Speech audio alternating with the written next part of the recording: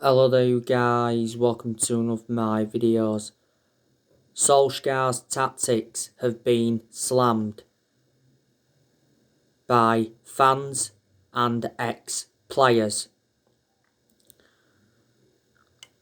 I told you one of my biggest concerns about Solskjaer is his decision making. He's tactically naive, especially in the big games. We've really struggled against the top six in the Premier League this season. And people say you've got to beat the top six sides, or at least some of them, if you are to be genuine title contenders. In the vast majority of the big games, we failed to score. We drew 0-0 with Chelsea yesterday.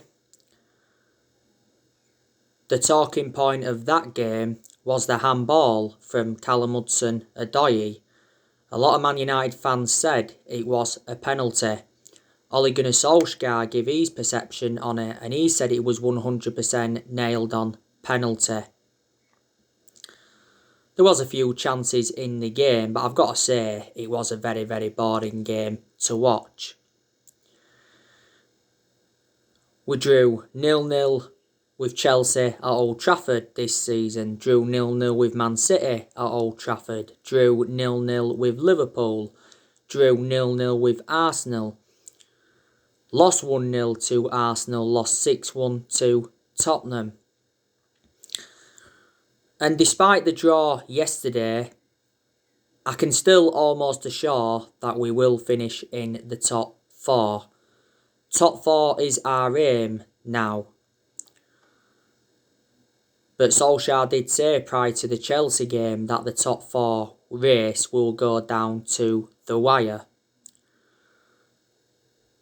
I think we need to give Ole Gunnar Solskjaer until May at least. He could be given another season at the football club. Ole Gunnar Solskjaer has got to exceed expectations. He needs to win a trophy at Man United to avoid the sack. The FA Cup is a chance of a trophy. The Europa League is a chance of a trophy. I've totally disregarded the title. The vast majority of Man United fans have disregarded the title. We was in the title race at one point. Solskjaer did say, actually after our 3-1 win against Newcastle, that we're still in the title race. He said the same thing after the 1-1 draw with West Brom, but that's just Solskjaer playing mind games. I don't know when we're next going to win the league. I can't see us winning the title under Ole. We haven't won the Premier League since 2013, so we haven't won it now for like 8 years. Solskjaer is not the long-term manager for Man United. He's been Manchester United manager over 2 years now. Reflecting how long he's been at the football club, he has gained some managerial experience and he's learnt quite a bit on the job, but he hasn't got a proven pedigree as a manager, so that's another one of my concerns about him. He's managed over 100 games now as Man United manager in all competitions. Before he was with us, he was at Molde.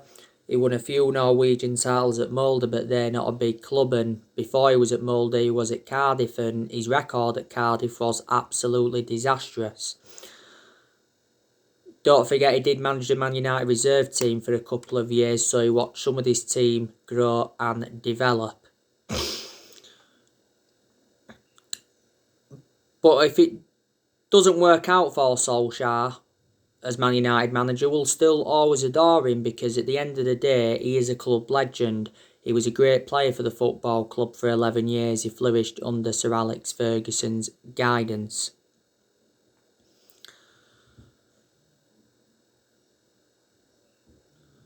We've had good periods under Ole, where we've seen performances improve.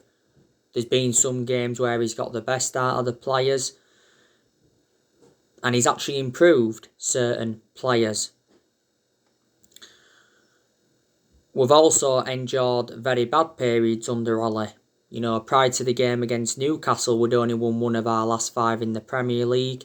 We was poor at the first part of this season. Solskjaer was lucky not to be sacked at the first part of this season, so we actually deserve credit for sticking with him. The first part of last season we was very, very inconsistent. We was enjoying our worst start to a Premier League season for 30 years. Ole has been criticised a hell of a lot as Man United manager. But, if we are to sack him at the end of this season or at some point next season, who would come in to replace him? That is the question. At one point, Mauricio Pochettino was the favourite to take over at Manchester United. He was in talks in that with the club. He was the favourite to take over after Jose Mourinho got sacked. But Pochettino's out of the equation because he's PSG manager. Massimiliano Allegri, he's been on our agenda before. Julian Nagelsmann, he's been on our agenda before. Would Wayne Rooney take over at Man United if Solskjaer was to be sacked? But we're not really known as a sacking football club. We have though sacked 3 managers since Ferguson retired. We sacked David Moyes. He endured 10 months at the club. He endured the shortest tenure at Man United. We sacked Louis van Gaal after 2 years, despite him winning the FA Cup, and we sacked Jose Mourinho after 2.5 years, despite him winning 3 trophies in his first season. He also got second in his first season. And Solskjaer is approaching the big games just like Jose Mourinho did, so I am concerned about that.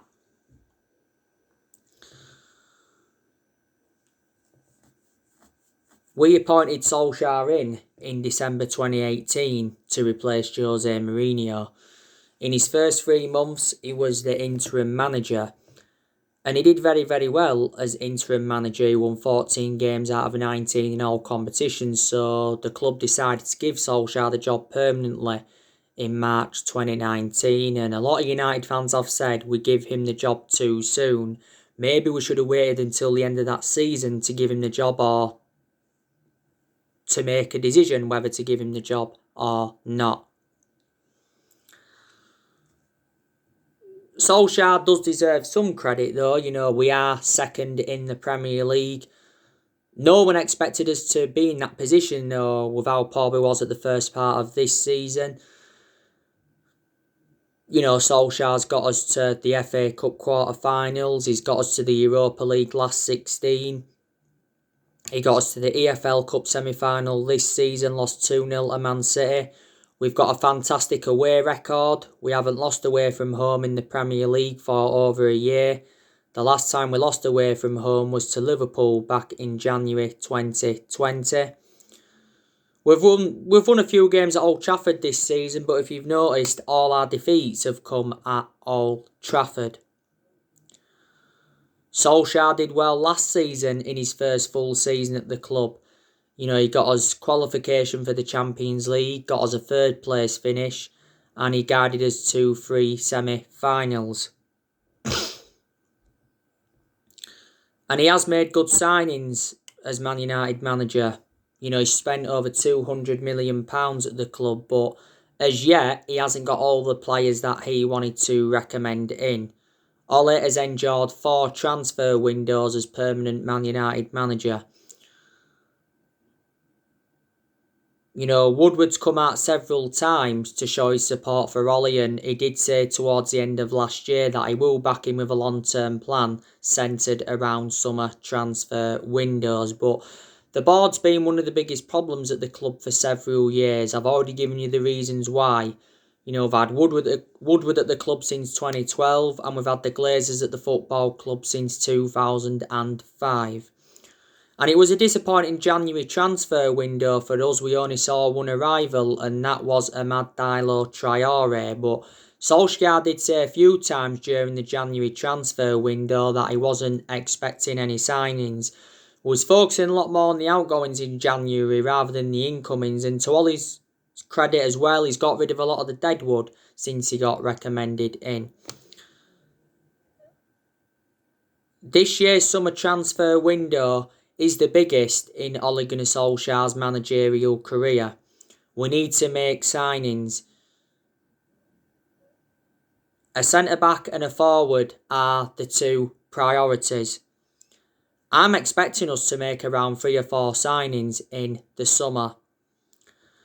Solskjaer recently gave us an update on our transfer plans for the summer transfer window. He said he's only interested in signing players that will be a perfect fit for the club. There's quite a few players on our agenda. Not so long ago, I give you the news on Rafael Varane from Real Madrid. According to reports, Real Madrid will consider offers for Rafael Varane in the summer.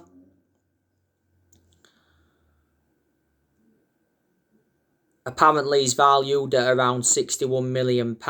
OK Dairo recently said that Real Madrid have reduced their asking price for Rafael Varane to £43 million. And the AS said that talks over extending his deal have not settled. So we've been handed a transfer boost with Real Madrid. Liverpool and PSG are also interested. Rafael Varane is 27 years of age, so he's highly experienced. I think he'd go very, very well alongside Harry Maguire in our back line.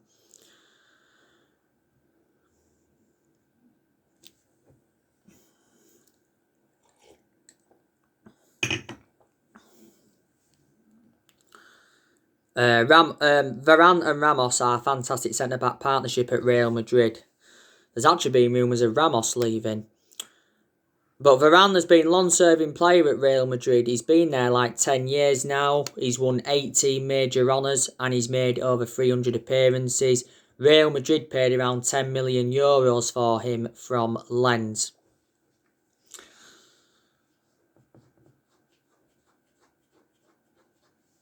You know the news on Jules Koundé. He's another centre-half on our agenda. The last time I read up about it, it says we are unwilling to meet his £68 million release clause, but we still remain interested. Apparently, we're prepared to pay around £61 million. La Razzion said the other week that we are considered the favourites to sign him, and he is our top target. Jules Koundé's performances for Sevilla this season have been very, very good. Sevilla paid £22 million for him from Bordeaux in the summer of 2019. He's got a contract with Sevilla until 2024.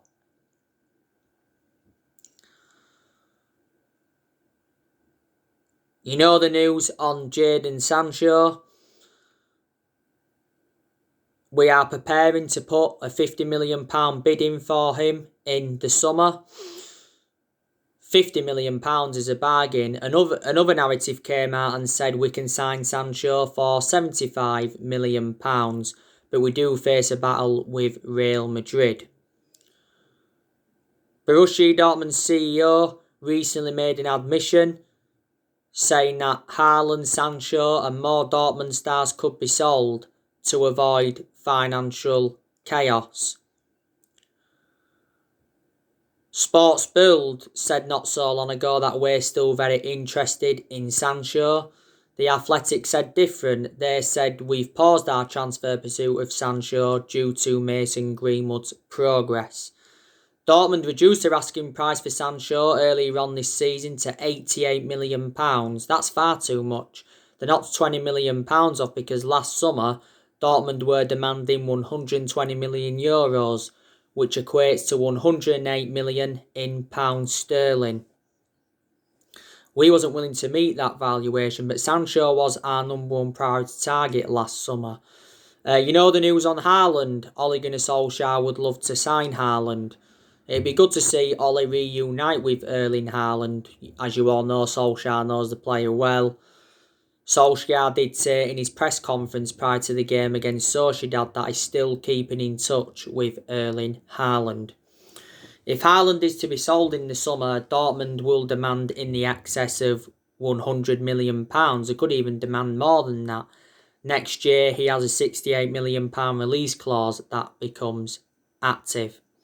That's if he's still at Dortmund next year.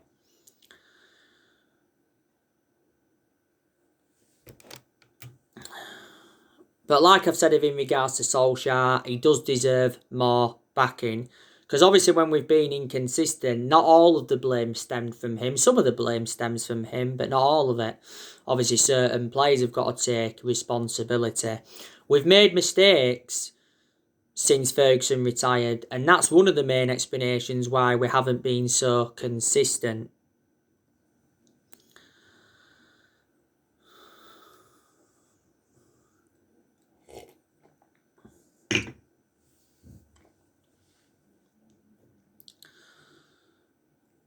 You know, will Solskjaer sign a new contract at the end of the season?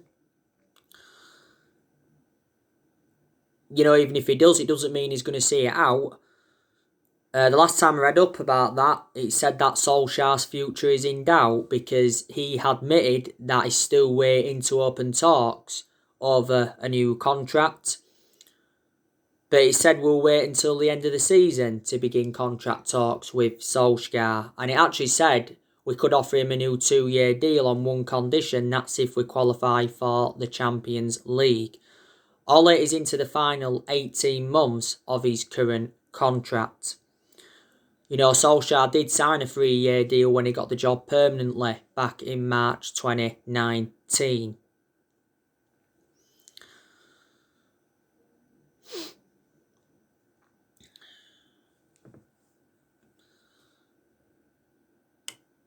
More players are going to leave Manchester United in the summer. Like I said, there's a good chance that Juan Mata will leave the football club. Solskjaer did say prior to the game against Sociedad in the Europa League that he wasn't surprised that Juan Mata's linked to a move away from the club. Apparently 3 Italian clubs want him. Mata's current contract expires in the summer. There's an option to extend his contract for a further year. Mata doesn't even get in our team now. He doesn't get in the team. But in the games he's played in this season, he's done well. Earlier on this season, he rejected an 18 million a year contract offer.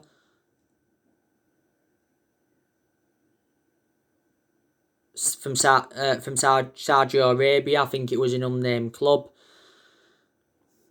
You know, Matt has had a good career at Man United. He's been at the club over 6 years. You know, we got Matt in a deal worth £40 million from Chelsea back in 2014. My element of concern about Matt is he's lost that yard of pace now. And he's, 34 years of age now. We could sell Matic in the summer because Matic isn't one of our first choice midfielders, but he still gets his chances, Matic, and he has had some good games at Man United. He's also enjoyed poor games. I've always had my strong reservations about Matic because he's always been a slow player, and plus he's aging up now. He's been at the club almost 4 years. We got Matic in a deal worth £40 million from Chelsea back in 2017. I think, was it before the start of this season, Matic signed a 3-year contract.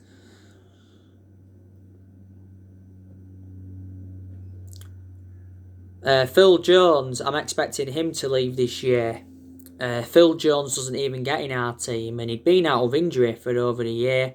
This is Phil Jones' 10th season at Man United. He's the only outfield player that's still here from the Sir Alex Ferguson era. I'm surprised he didn't leave in January, but Solskjaer said he's going to be given a second chance.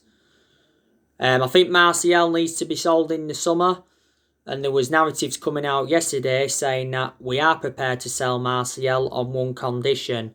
That's if we can win the battle to sign Erling Haaland. If we sold Martial this summer, we'd get around £30 million. Solskjaer was talking about Martial, saying that, you know, he's impressed with his work rate and he's backed him to rediscover his form. I think it was last season Ollie gave him that number 9 shirt, was it? But he's had chances this season, but he just hasn't converted them. Martial was good last season and he was good in his debut season under Louis van Gaal. We got him from Monaco and he has now been at the club over 5 years. Anthony Martial.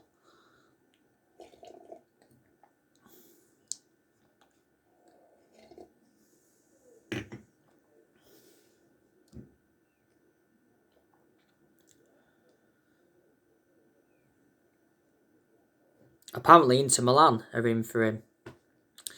But Solskjaer needs to stop playing Martial because obviously he brought him on against Chelsea, and that was the only substitution he brought on in the game, surprisingly.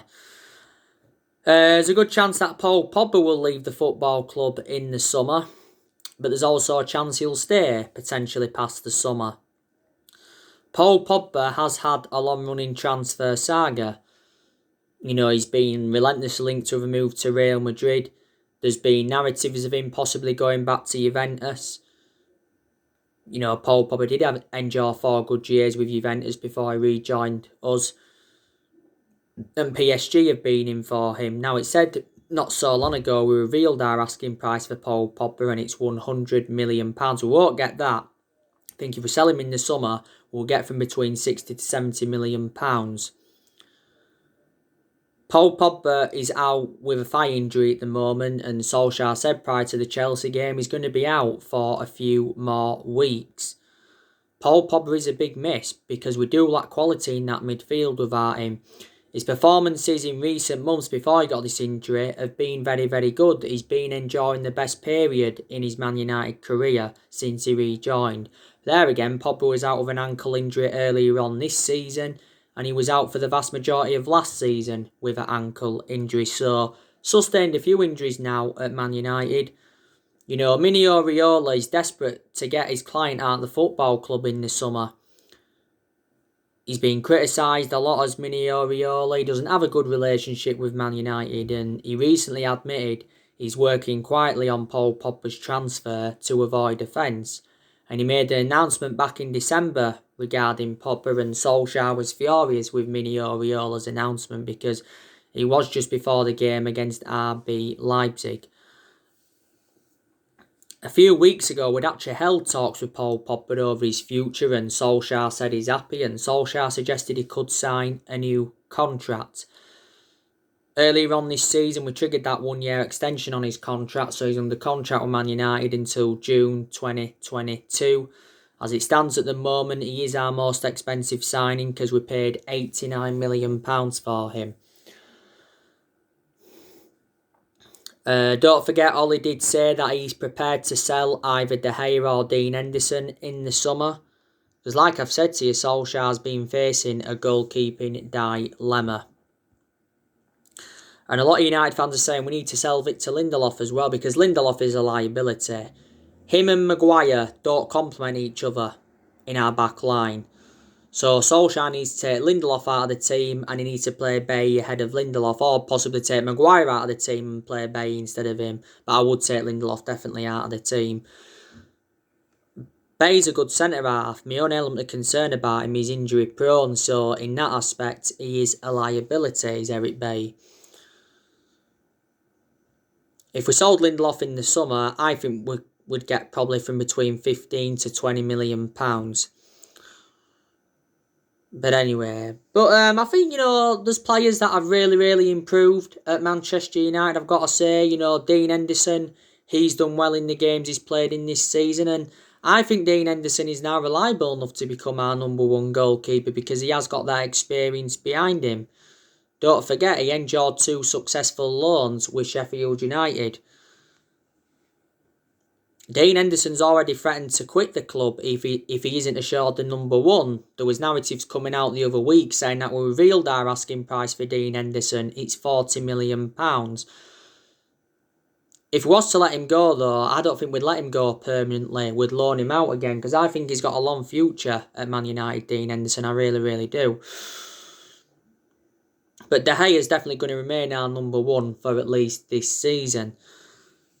You know, Luke Shaw, he's doing very, very well. You know, Luke Shaw's getting forward well. He's getting into good positions. He's creating chances for his teammates. His crossing's getting better. And defensive Luke Shaw's doing well. And Luke Shaw is still our first choice left back, despite the arrival of Alex Telles. I thought when we got Telles, he'd have been our first choice left back. Telles has played nowhere near as much as I expected, but I think Luke Shaw gets forward better than Telles. Shaw's had a good career at Man United, obviously, apart from his injuries. Wan-Bissaka, he's enjoyed some good games this season where he's actually showed some attacking intent. He's got in some good positions.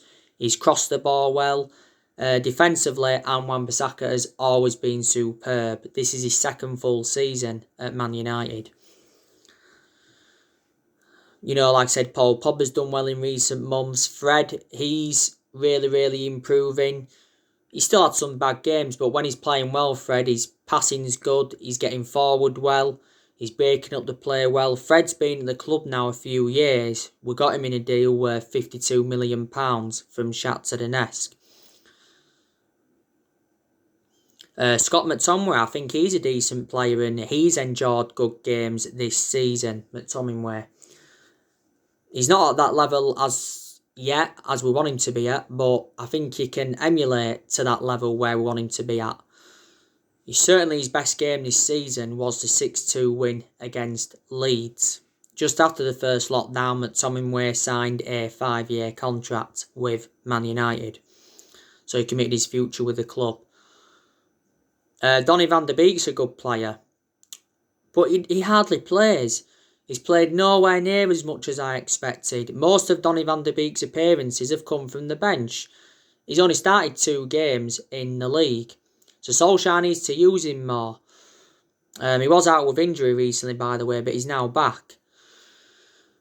Solskjaer's already promised Van de Beek more game time, because he made an admission earlier on this season saying that Van de Beek's unhappy at the club because of his lack of game time. You know, Van de Beek can play in 3 different roles. We got him in a deal worth £40 million.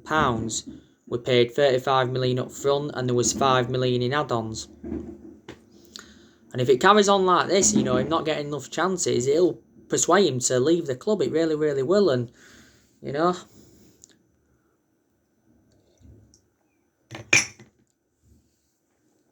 Bruno Fernandes, he's an exceptional player. He's our best player and he's the best signing we have made since Ferguson. But there's been a few games where he's looked off the pace. He wasn't good against Chelsea yesterday. Got dispossessed a few times. He was poor. He really was. And his final pass also let him down. But in most of his games at Man United, he has been very consistent, Bruno Fernandes. You know, he's won Player of the Month now quite a few times, reflecting on his good performances. Fernandes did say on his 12-month anniversary, didn't he, that he's planning on spending many years at Man United. Said earlier on this season we were 3 months into contract talks with Bruno Fernandes. Predominantly plays as a number 10. You know, Greenwood have been very impressed with him. But against Chelsea yesterday, he was quiet for the vast majority of the game. He only had 1 shot the entire game. Mason Greenwood, and it just went wide. Marcus Rashford, I've also been very impressed with him, but there's been some games where he's been poor. You know, his finishing's been poor, his passing's been poor, and his decision-making's been poor in some games. We just need to put Rashford out wide on the left. We need to keep him there because that's where he's more effective. I don't think he's as good centrally as he is out wide. Edinson Cavani, you know, he's made a fantastic impact since he's come in. Edinson Cavani's hold-up play is good. He creates chances. He scores goals. I think Cavani's going to stay at Man United for next season because Cavani's already said he wants to stay at the club for next season, and Solskjaer did say that he's set for contract extension talks. So I presume we'll trigger that 1-year extension on his contract. Apparently, we'll have to pay 1.75 million if we decide not to extend his deal. We got Cavani on a free transfer last summer. He signed a 1-year contract on Man United with an option of a 2nd year. So yeah, these players that are really doing well at Man United. Our current squad is good enough to finish at least in the top 4, but it's obviously not good enough to win the league as yet. If we can win a trophy this season and we can finish in the top 4, the top 3, or even get a 2nd place finish, that'll represent a good season for Man United. Then that'll give us something to build on going on into next season. I probably still think Solskjaer will be here next season. He might not see all next season out, but I think we'll know more about Solskjaer in May. You know.